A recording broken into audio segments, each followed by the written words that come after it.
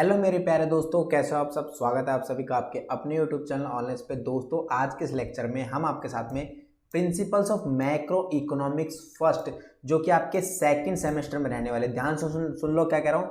Macro यानी समष्टि अर्थशास्त्र के सिद्धांत की lesson number 3 with PDF notes important question का हम लेक्चर लेकर आ चुके हैं। इससे पहले लेसन 1 और लेसन 2 हमने कंप्लीट करवा दिए, प्लस हमने उसके अंदर जो एक न्यूमेरिकल क्वेश्चन बनता है 15 मार्क्स का, वो भी हमने अच्छी तरह कंप्लीट करवा दिया है। वो तीनों वीडियो आप लोगों के लिए देखना बहुत ज़्यादा ज़रूरी है। प्लीज़ आप लोगों से रिक्वेस्ट है वो तीनों वीडियो जरूर जाकर देखना, लिंक डिस्क्रिप्शन बॉक्स में मिल जाएगा, साथ में आई बटन पॉप अप होकर आपको पूरी प्लेलिस्ट और एक एक करके वीडियोस मिल जाएगी। तो चलिए दोस्तों वीडियो को शुरू करता है बिना किसी देर साथ। और अगर आप लोग हमारे चैनल पर पहली बार है तो प्लीज़ चैनल को अभी सब्सक्राइब कर दो और साथ में बेल आइकन को ऑन कर देना। वीडियो को लाइक करके शेयर करना मत भूलना मेरे प्यार दोस्तों। तो चलिए दोस्तों वीडियो को हम शुरू करते हैं।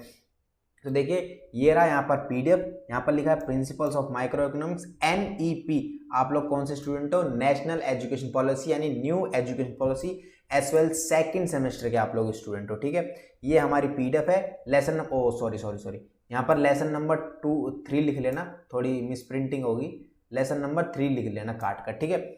सबसे आसान और एक क्वेश्चन इंपॉर्टेंट जो इसके अंदर से बनेगा वो फिक्स क्वेश्चन है, ठीक है मेरे प्यारे दोस्तों। आइए सबसे पहले इसके अंदर एक टॉपिक है, कौन सा है? Introduction to nominal and real income. Introduction to nominal और real income. Nominal GDP, real GDP के बारे में सुना है ना आपने, ऐसे यहां पर नॉमिनल और रियल इनकम के बारे में हम जानेंगे, ठीक है मेरे प्यारे दोस्तों।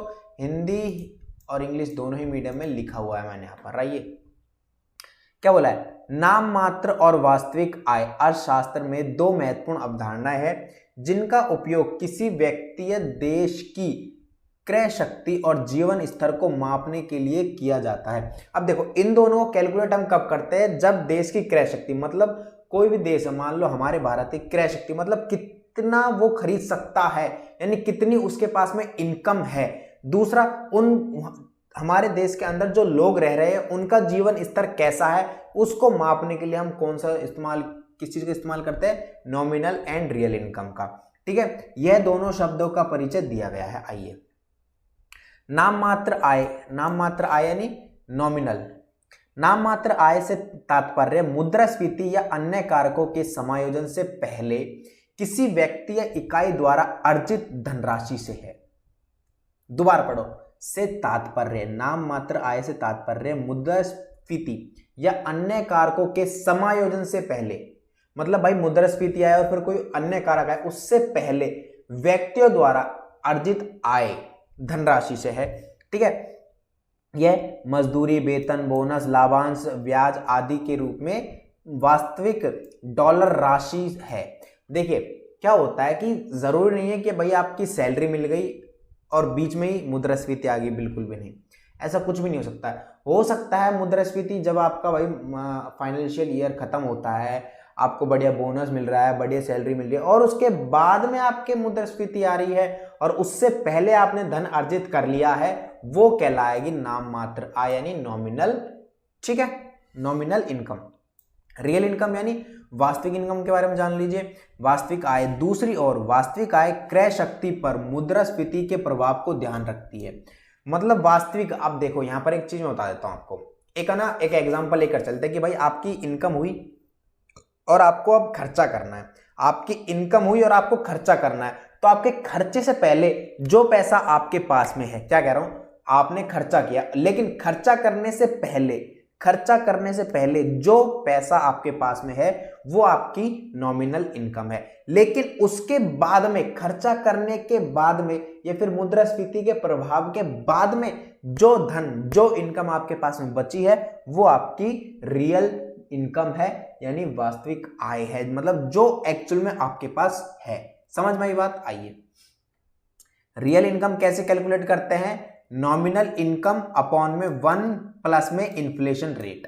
50,000 यहां पर डॉलर मान लो, एक यहां पर है, प्लस इन्फ्लेशन रेट है 0.3 यानी 3% इन्फ्लेशन रेट है यहां पर। तो अब यहां पर इसको आप कैलकुलेट करोगे तो 48,500 543.69 की डॉलर ये निकल कर आएगी हमारी रियल इनकम। ये मैंने खुद कैलकुलेट की है, जो कि मैंने यहां पर आपको यहां पर डाली है। ठीक है, आइए अब हम बात कर लेते हैं जीडीपी के बारे में। मैं यहाँ पर टाइप चेंज कर लेता हूँ थोड़ा सा। आइए हम यहाँ पर बात कर लेते हैं जीडीपी, प्रोडक्शन एंड इनकम, सकल घरेलू उत्पाद और उत्पादन आय। ठीक है, आइए सकल घरेलू उत्पाद मैं ऑलरेडी आपको बता चुका हूं, बताने की जरूरत नहीं है, पहले और दूसरे लेक्चर में बता चुका हूं। प्लीज रिक्वेस्ट है कि जाकर वो लेक्चर्स जरूर देखना मेरे प्यारे दोस्तों, जरूर देखना जरूर। ठीक है, ठीक है। अब इसके अंदर जो आपको एक पॉइंट है बताने वाला, वो ये वाला पॉइंट है। आइए ये वाला पॉइंट बोला, सकल घरेलू उत्पाद के लिए उत्पादन दृष्टिकोण क्या है। आइए, जीडीपी के लिए उत्पादन दृष्टिकोण उत्पादन के प्रत्येक चरण में जुड़े गए मूल्य को जोड़कर देश की सीमाओं के भीतर उत्पादित वस्तुओं और सेवाओं के मूल्य की गणना करता है। मतलब भैया जब तक आपका फाइनल आउटपुट यानी फाइनल माल आपका तैयार नहीं हो जाता है और उसमें जुड़े गए, मतलब हम कच्चा माल लेकर आए, रॉ मटेरियल आप लोग लेकर आए और रॉ मटेरियल से लेकर उसके फाइनल आउटपुट तक आपका जो भी खर्चा हुआ है, जो भी कॉस्ट आई, सारे बट एक देश के भीतर, क्या एक ही देश के भीतर या फिर एक फर्म के अंदर जो भी कॉस्ट आई है वो इसके अंदर कैलकुलेट की जाएगी। सिंपल सी बात, बताने की चीज है ही नहीं, क्योंकि ऑलरेडी बता चुका हूं। ये पॉइंट सारे हैं ना, ये वाले ऑलरेडी मैं बता चुका हूं। आप लोगों से रिक्वेस्ट है कि आप लोग जाकर वो चीज देख लेना। अब यहां से शुरू होता है आपका 20 मार्क्स का एक क्वेश्चन, जो कि फिक्स्ड क्वेश्चन है, that is difference between real and nominal GDP. आइए, नाम मात्र जीडीपी मौजूदा बाजार कीमतों का उपयोग करके एक विशिष्ट समय अवधि के दौरान किसी देश की सीमाओं के भीतर उत्पादित वस्तुओं और सेवाओं के कुल मूल्य को मापता है। मतलब एक देश ही के अंदर, हमारे एक देश के अंदर उत्पादित टोटल वस्तुएं और टोटल सेवा, मतलब कितनी वस्तुएं और कितनी सेवा, यानी कितने आर्टिकल्स और कितने सर्विसेज है। ठीक है, उनका कुल मूल्य मापता है। ठीक है, वास्तविक जीडीपी क्या है? वास्तविक जीडीपी एक विशिष्ट समय अवधि के दौरान देश की सीमाओं के भीतर उत्पादित वस्तुओं और सेवाओं के कुल मूल्य को मापता है, लेकिन इसे मूल्य स्तरों में बदलाव के लिए समायोजित किया जाता है। जैसा कि मैंने अभी आपको रियल इनकम के बारे में बताया था, यानी मुद्रास्फीति के बाद का स्तर बताया था कि भैया अभी तो आपके पास में इतना पैसा है, ठीक है, आप खर्च करोगे, उसके बाद में आपकी जीडीपी क्या है, फिर उसके बाद में आपकी इनकम क्या बचती है, वो कहलाएगी आपकी रियल इनकम या फिर रियल जीडीपी। ठीक है, आइए ये कुछ पॉइंट है इसके जो नॉर्मल पॉइंट है, पढ़ने की जरूरत या फिर मेरे को समझाने की आपको जरूरत नहीं है। मूल्य परिवर्तन के लिए समायोजन। अब मूल्य परिवर्तन कैसा होगा? नाम मात्र यानी रियल जीडीपी और नॉमिनल जीडीपी में ऑलरेडी बता चुका हूं। समय के साथ तुलना करता है, बिल्कुल समय के साथ तुलना करता है यहां पर ये।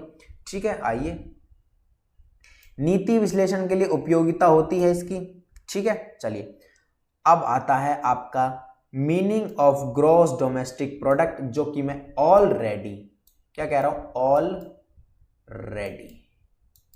ऑलरेडी बता चुका हूं।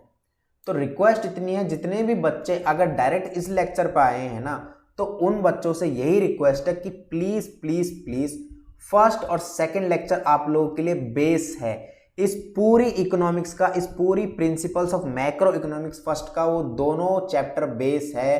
अगर वो आपने ढंग से क्लियर कर दिया तो सारे चैप्टर आपके ऑटोमेटिकली क्लियर हो जाएंगे। मेरे को समझाने की जरूरत नहीं पड़ेगी, सिर्फ मैं आपको पीडीएफ दूंगा जैसे पीडीएफ दी हुई है। लिमिटेशन ऑफ जीडीपी ऑलरेडी बता चुका हूं मैं, इसमें कोई भी बताने वाली बात नहीं है। कुछ पॉइंट है जो मैंने आपको बता देता हूं।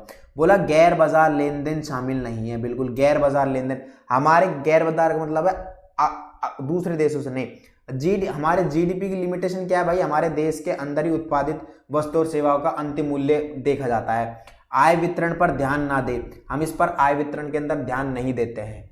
जीवन की गुणवत्ता और कल्याण है, इस पर ध्यान देते हैं कि भाई लोगों का जीवन स्तर अच्छा हो और उनका कल्याण हो। पर्यावरणीय प्रभाव होता है, बिल्कुल हमारा पर्यावरण सुरक्षित रहना चाहिए, चाहे हम कैसा भी माल उत्पादित करें। ठीक है, मुद्रास्फीति और मूल्य परिवर्तन, यस मुद्रास्फीति के से हमारे देश की जीडीपी पर, हमारे देश की ग्रोथ पर बहुत बड़ा इम्पैक्ट पड़ता है।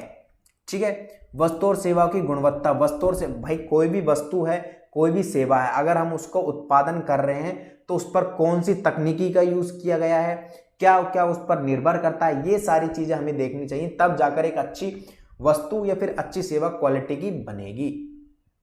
आइए लास्ट पॉइंट है वित्तीय क्षेत्र में गतिविधियां।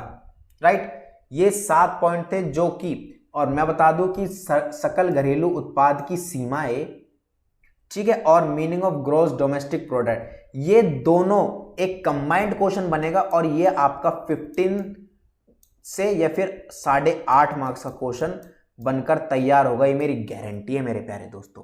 ठीक है, चलिए, तो ये था आपका पूरा आज का लेक्चर। यहां पर मैंने एक पॉइंट मिस किया क्योंकि मैं ऑलरेडी आपको बता चुका हूं।